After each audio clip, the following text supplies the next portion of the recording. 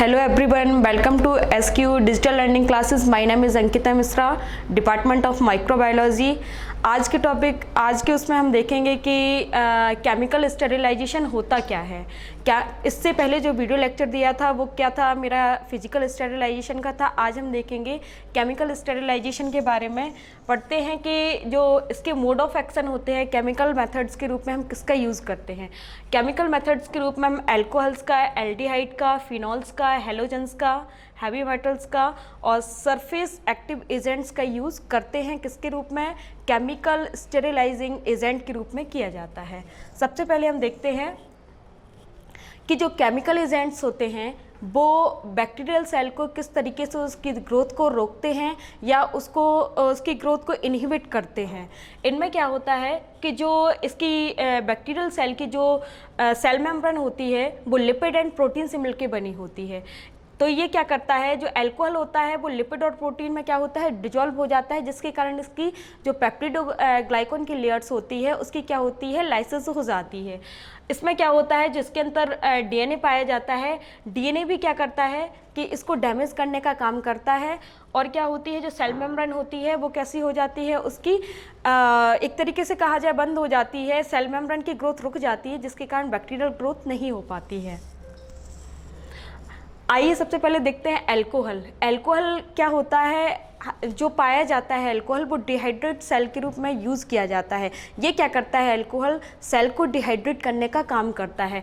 ये क्या करता है, अल्कोहल को ये जो लिपिड एंड प्रोटीन होती है ये सेल मेम्ब्रेन के साथ डिसॉल्व हो जाता है, उसकी सेल को क्या कर देता है, लाइसिस कर देता है। मतलब उसकी जो सेल मेम्ब्रेन होती है वो क्या होती है, डैमेज हो जाती है।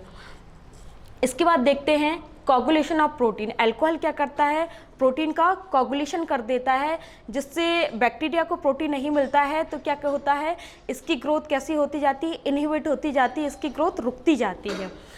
इसमें हम किसके रूप में यूज़ करते हैं, अल्कोहल के रूप में हम एथाइल अल्कोहल और आइसोप्रोपाइल अल्कोहल का यूज़ करते हैं। 70% जो एथाइल अल्कोहल होता है उसका यूज़ हम किसके रूप में करते हैं, एंटीसेप्टिक के रूप में करते हैं। किसका रूप में करते हैं, एंटीसेप्टिक के रूप में यूज़ करते हैं। एग्जाम्पल फॉर जैसे सैनिटाइज़र होते हैं, उनका यूज़ हम हैंड स्टेरिलाइजेशन के लिए करते हैं। इसमें क्या होता है, जो आइसोप्रोपाइल अल्कोहल होता है इसको स्किन एंटीसेप्टिक के रूप में यूज़ किया जाता है। आइए देखते हैं एल्डिहाइड्स। एल्डिहाइड्स का यूज़ भी हम किसके रूप में करते हैं, केमिकल एजेंट्स के रूप में करते हैं। ये क्या होते हैं, एक इफ़ेक्टिव केमिकल एजेंट्स होते हैं जो माइक्रो ऑर्गेनिज्म की ग्रोथ को रोक देते हैं, इनके न्यूक्लिक एसिड को डैमेज कर देते हैं, इनके डीएनए को डैमेज कर देते हैं, जिससे इनकी क्या होती है, ग्रोथ रुक जाती है और माइक्रो ऑर्गेनिज्म वो नहीं हो पाते हैं, ग्रोथ अपनी कर नहीं पाते हैं। सबसे पहले क्या होता है, जो एल्डिहाइड होता है ये प्रोटीन एल्काइलेशन के रूप में अमाइनो और कार्बोक्सिलिक ग्रुप पाए जाते हैं। ये क्या करते हैं, इनके जो न्यूक्लिक एसिड होता है उसको डैमेज कर देते हैं। एल्डिहाइड का यूज़ स्पोरोसाइडल के रूप में किया जाता है, मतलब कि जो बैक्टीरिया में स्पोर्स पाए जाते हैं उनको क्या करता है, किल करने का काम करता है या उनको रिमूव करने का काम करता है। एग्जाम्पल के रूप में फॉर्मल्डिहाइड और ग्लूटाल्डिहाइड। फॉर्मल्डिहाइड का यूज़ हम गैसियस मेथड में भी करते हैं और लिक्विड प्रिजर्वेशन में भी हम क्या करते हैं, इसका यूज़ करते हैं।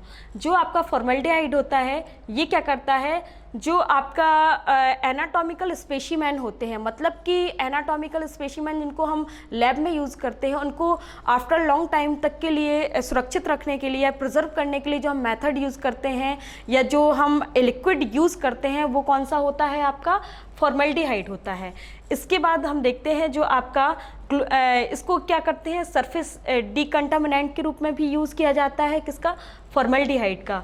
जो ग्लूटाल्डिहाइड होता है वो क्या करता है, ग्लूटाल्डिहाइड का यूज़ केमिकल एजेंट के रूप में करते हैं। ये क्या करते हैं, साइटोस्कोप को, सेंट्रीफ्यूज को क्या करने के लिए, स्टेरिलाइज करने के लिए यूज़ किया जाता है। अब आता है फिनॉल। फिनॉल के जो मोड ऑफ एक्शन होते हैं ये क्या करते हैं, फिनॉल का यूज़ भी डिसइंफेक्टेंट एंड केमिकल एजेंट के रूप में यूज़ किया जाता है। ये क्या करते हैं, एंजाइम को इनएक्टिव कर देते हैं। यदि किसी बैक्टीरिया के अंतर्गत एंजाइम इनएक्टिव हो जाएगा तो उसकी ग्रोथ नहीं हो पाएगी, वो क्या होगा, सर्वाइव कर ही नहीं पाएगा।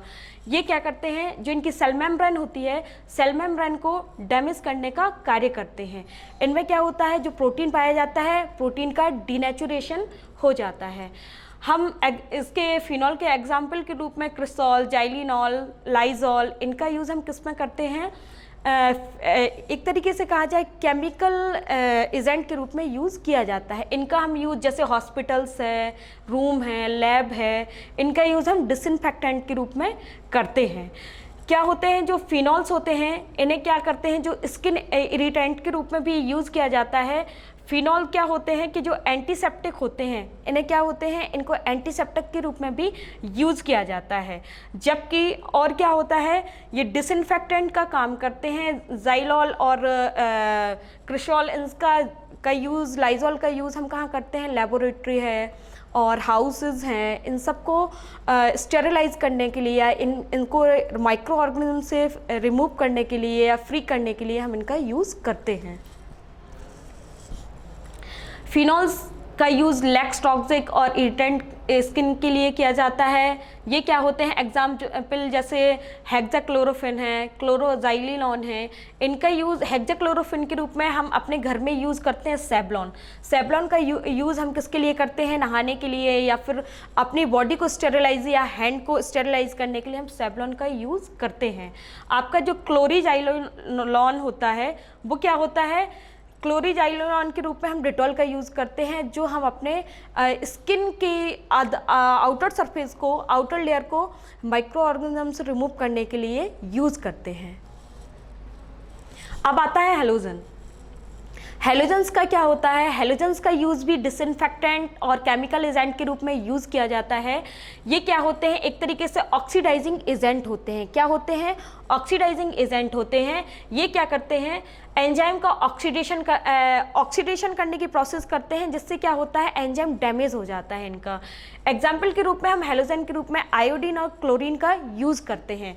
जो आपका आयोडीन होता है, आयोडीन का यूज़ हम किसके रूप में करते हैं, स्किन डिसइंफेक्टेंट के रूप में यूज़ करते हैं। और एंटीसेप्टिक, जो अपनी स्किन होती है उसके लिए हम एंटीसेप्टिक के रूप में आयोडीन का यूज़ करते हैं। जबकि जो आपका क्लोरीन होता है, क्लोरीन का यूज़ जैसे म्यूनिसिपल वाटर सप्लाई है, स्विमिंग पूल है, और इनके यूज़ के लिए, इनको साफ़ करने के लिए, प्यूरिफाई करने के लिए जो हम यूज़ करते हैं वो क्लोरीन का यूज़ करते हैं। इससे क्या होती है, जो वाटर में माइक्रो ऑर्गेनिज्म की ग्रोथ हो जाती है, वो क्लोरीन के कारण उनकी ग्रोथ रुक जाती है और वो क्या हो जाता है, प्यूरिफाई हो जाता है।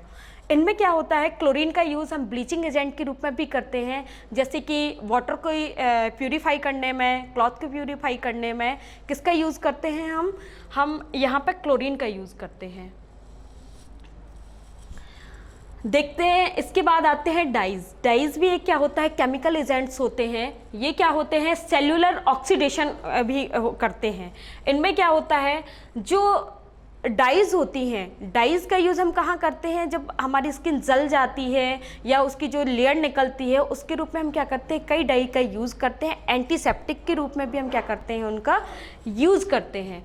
ये क्या होते हैं, ये सिलेक्टिव एजेंट को सिलेक्टिव मीडिया में कन्वर्ट करने का काम करते हैं। जो आपका सिलेक्टिव एजेंट होता है उसे सिलेक्टिव मीडिया में बदल के और जो आपके माइक्रो ऑर्गेनिज्म होते हैं उनकी ग्रोथ को रोक देता है। इनमें हम क्या करते हैं, जो एलिनिन डाइज होती है वो कैसी होती है, नॉन टॉक्सिक होती है और नॉन इरिटेंट होती है। एनिलीन डाइज के रूप में हम किसका यूज़ करेंगे, जो आपका क्रिस्टल वायलेट है, ब्रिलियंट ग्रीन है, इनका यूज़ हम, जो ग्राम पॉजिटिव बैक्टीरिया होते हैं, ग्राम पॉजिटिव बैक्टीरिया को जो उनकी सेल मेम्ब्रेन होती है उनको क्या होते हैं, कलर देने में और उसकी लाइसिस करने के लिए रिस्पॉन्सिबल होते हैं। इनकी जो लेयर होती है वो किसकी बनी होती है, पेप्टिडोग्लाइकॉन की बनी होती है, जो इसके द्वारा क्रिस्टल वायलेट और ब्रिलियंट ग्रीन के द्वारा क्या करते हैं, इनको हम लाइसिस कर देते हैं, जिससे जब इनकी सेल मेम्ब्रेन ही नहीं बनेगी तो कोई भी बैक्टीरिया, वायरस या फंगाई क्या कर पाएगी, ग्रोथ नहीं कर पाएगी। इसके बाद आती है एक्रीडाइन डाइज। एक्रीडाइन जो डाइज होती है वो कैसी होती है, नॉन टॉक्सिक और नॉन इरिटेंट्स होती हैं। एक्रीडाइन यूज़ के रूप में हम एक्रीफ्लेविन, प्रोफ्लेविन, इन सब का यूज़ हम किसके लिए करते हैं, एक्रीडाइन डाइज के रूप में करते हैं। ये क्या करते हैं, जो ग्राम नेगेटिव बैक्टीरिया होते हैं, ग्राम नेगेटिव बैक्टीरिया में क्या करते हैं, जो इनका न्यूक्लिक एसिड होता है और प्रोटीन सिंथेसिस होती है, उसको क्या करते हैं, रोक देते हैं, जिससे बैक्टीरिया की ग्रोथ नहीं हो पाती है, ना बैक्टीरिया सर्वाइव करता है और इनकी जो सेल मेम्ब्रेन हो जाती है वो डैमेज हो जाती है। इस प्रकार से जो डाइज होते हैं, एनिलीन डाइज और एक्रीडिन डाइज, ये कैसे होते हैं, बहुत इफेक्टिव केमिकल एजेंट और डिसइंफेक्टेंट होते हैं। इसके बाद हम देखते हैं हैवी मेटल्स।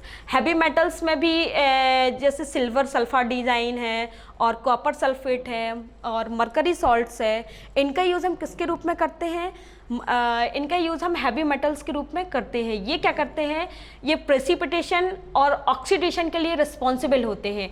ये क्या करते हैं, प्रोटीन का कोगुलेशन कर देते हैं।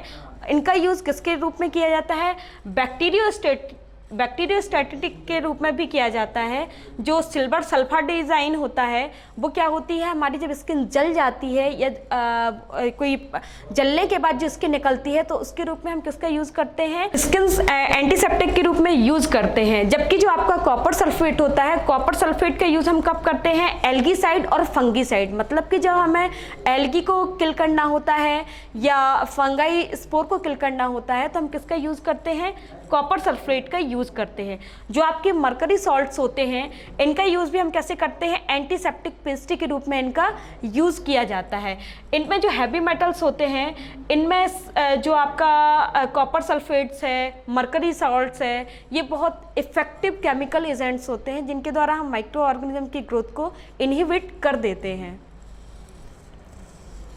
इसके बाद हम देखते हैं surface active agent. Surface active agent मतलब कि जो ऐसे एजेंट जो कि क्या करते हैं, हमारी आउटर बॉडी की सरफेस होती है, आउटर बॉडी की सरफेस को माइक्रो ऑर्गेनिज्म से फ्री करने के लिए या माइक्रो ऑर्गेनिज्म को रिमूव करने के लिए हम क्या करते हैं, सरफेस एक्टिव एजेंट यूज़ करते हैं। सरफेस एक्टिव एजेंट के रूप में हम जैसे डिटर्जेंट्स है, सोप है, इनका यूज़ करते हैं। ये क्या करते हैं, जो सरफेस एक्टिव एजेंट भी होते हैं या ये क्या करेंगे, जो सेल मेम्ब्रेन होगी उसको डैमेज कर देते हैं, जिससे बैक्टीरिया सर्वाइव नहीं कर पाता है और हम कैसे हो जाते हैं, कोई भी हमें डिसीज़ होने से बच जाती है।